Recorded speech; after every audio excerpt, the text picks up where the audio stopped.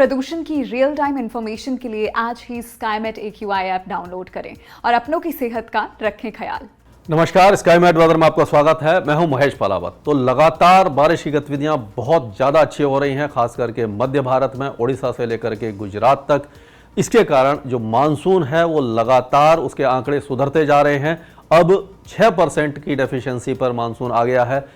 हालांकि पिछले कुछ दिनों के दौरान हमने देखा था कि 8% पूरे इंडिया में डेफिशिएंसी थी। अगर 1 जून से अभी तक का आंकड़ा देखा जाए तो मानसून पूरे भारत में 6% की कमी के साथ देखा जा सकता है।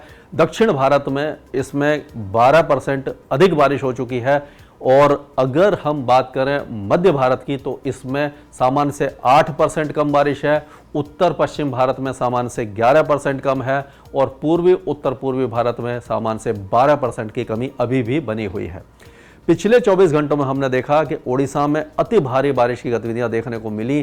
खास करके पुरी में 343 मिलीमीटर की रिकॉर्ड रेन हुई, जो अब तक का 24 घंटे के दौरान होने वाली बारिश का सितंबर महीने का रिकॉर्ड है। उसी तरह रिकॉर्ड भुवनेश्वर ने भी बनाया 200 मिलीमीटर की बारिश के साथ। कटक में 117 मिलीमीटर की भारी बारिश हुई और उसी तरह 100 मिलीमीटर का आंकड़ा गुजरात के कुछ भागों ने पार किया। उसी तरह कोकण एंड गोवा में भी 100 मिलीमीटर से ज़्यादा की बारिश कुछ स्थानों पर देखी गई। अब जो डीप डिप्रेशन सुबह के समय उड़ीसा के तट पर बना हुआ है, ये अब धीरे धीरे आज शाम तक ये कमज़ोर होकर के डिप्रेशन बन जाएगा और कल होते होते ये well mark low pressure area के रूप में काफ़ी तेज़ी से आगे बढ़ने वाला है और मध्य प्रदेश के ऊपर देखा जाएगा। आज बारिश की गतिविधियाँ जो हैं वो धीरे धीरे उड़ीसा में कम हो जाएंगी, लेकिन छत्तीसगढ़ और मध्य प्रदेश के ज़्यादातर इलाकों में भारी बारिश जारी रहेगी और दक्षिण पूर्वी राजस्थान के साथ साथ गुजरात के कई भागों में भारी बारिश की गतिविधियां देखने को मिल सकती हैं। विदर्भ और तेलंगाना के भी 1-2 भागों में तेज बारिश की गतिविधियां हो सकती हैं।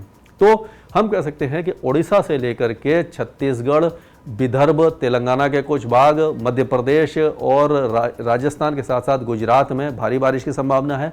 पश्चिमी राजस्थान में हल्की से मध्यम और 1-2 अच्छा स्पेल हो सकता है। सौराष्ट्र, कच्छ में भी बारिश की गतिविधियां ज़्यादा रहेंगी। अगले 24 घंटों के दौरान गुजरात के जो दक्षिणी जिले हैं वो बहुत ज़्यादा बारिश देखेंगे। सूरत, वलसाड़, भावनगर, अमरेली, राजकोट, वेरावल, जूनागढ़, पोरबंदर, द्वारिका, ये सारे इलाकों में और ओखा वगैरह में भारी बारिश की संभावना है। बाकी इलाकों में भी कल परसों से बारिश की गतिविधियां बढ़ेंगी, यानी कि 15 सितंबर तक गुजरात को भारी बारिश मिल सकती है और उसी तरह से राजस्थान के भी पूर्वी, दक्षिण पूर्वी और दक्षिणी भागों में अच्छी बारिश की संभावना नजर आ रही है।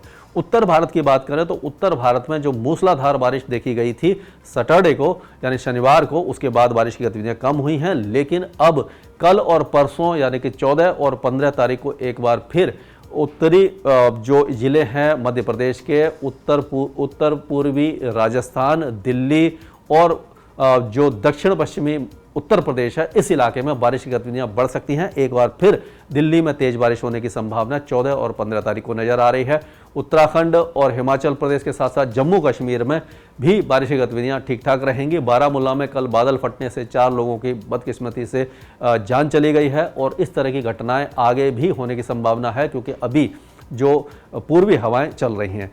और अगर पूर्वी भारत की बात करें तो पूर्वी भारत में अभी खास करके पूर्वी उत्तर प्रदेश, बिहार, झारखंड और पश्चिम बंगाल में मानसून बहुत कमज़ोर बना हुआ है, क्योंकि जैसे हमने आपको पहले बताया था कि अगर कोई वेदर सिस्टम यानी स्ट्रॉन्ग वेदर सिस्टम बंगाल की खाड़ी में या ओडिशा के आसपास बनता है तो सारा मॉइस्चर उसी के आसपास कंसंट्रेट हो जाता है और इसीलिए नमी वाली हवाएं पूर्वी उत्तर पूर्वी भारत में नहीं पहुंच पाती हैं। इसीलिए इस इलाके में अभी भी अगले कुछ दिनों तक बारिश की गतिविधियां कम ही बनी रहेंगी।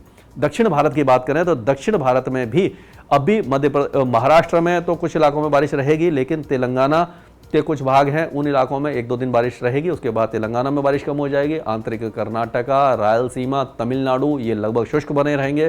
कोस्टल कर्नाटका में और केरल में भारी बारिश हुई है और अगले 24 घंटों तक इन इलाकों में तेज बारिश हो सकती है। उसके बाद इसमें भी बारिश की कमी आ जाएगी और जो अंडमान और निकोबार द्वीप समूह है, एक बार फिर इसमें बारिश की गतिविधियां बढ़ने की संभावना नजर आ रही है। लक्षद्वीप में बारिश की गतिविधियां हल्की और या 1-2 मॉडरेट स्पेल ही देखने को मिलेगा। स्काईमेट वेदर में अभी के लिए इतना ही। मौसम से जुड़ी जानकारी और लाइव मौसम खबरों के लिए हमारे YouTube चैनल को सब्सक्राइब करें और बेल आइकॉन दबाकर हर अपडेट पर रखें नजर।